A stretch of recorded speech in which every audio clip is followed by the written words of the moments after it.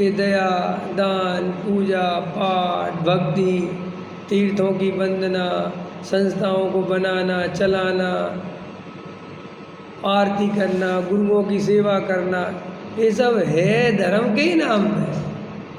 और लोग इसे धर्म ही समझते हैं, समझ में आया? और वहाँ लगे रहते हैं जिंदगी भर।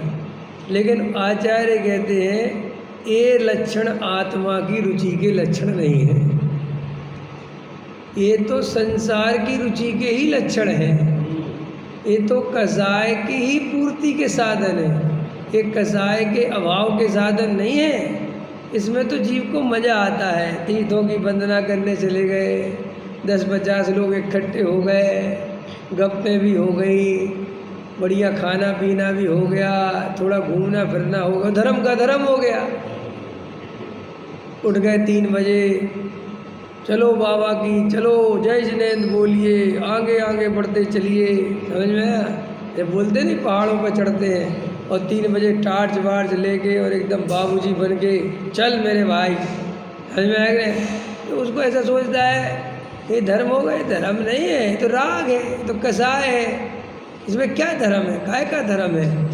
लेकिन इसको अनादि काल से राग की रुचि है, आत्मा की रुचि नहीं है। राग में ही मज़ा आता है। तो पहले अशुभ भाव के राग में लगा रहता था, तो लोगों ने बहुत निंदा करी, बहुत निंदा हुई। अशुभ राग में जो लगता है अरे कैसे पापी हो, नरक में जाओगे, ये पंचेंद्री के विषय भोग भोगते रहते हो, दिन भर दुकान में लगे रहते हो, अरे सुबह सुबह भगवान के पूजा पाठ प्रक्षाल में पहुँचो, है कुछ धर्म कर लो।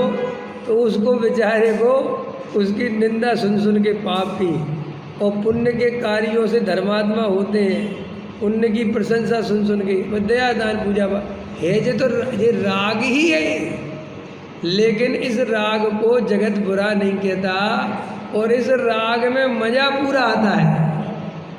समझ में आया कि नहीं आया है?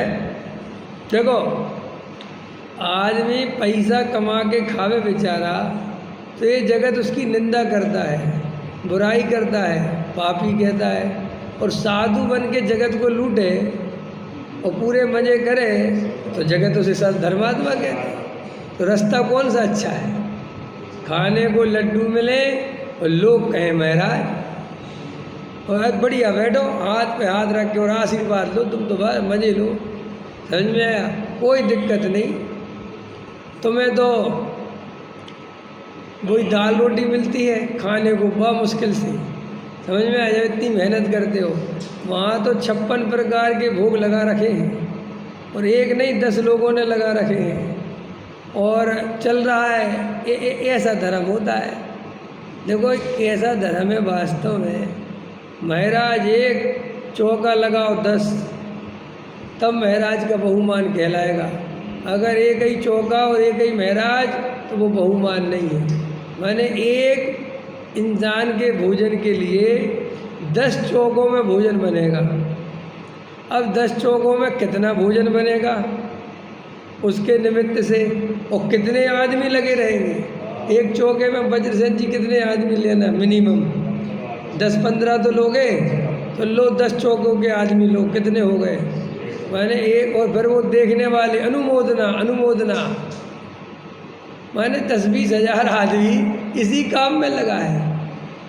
तो आप कहोगे कि साहब आप कैसी बुराई करते हो, निंदा करते हो? हम कोई बुराई नहीं, हम तो तुम्हें बता रहे हैं ये सब राग है।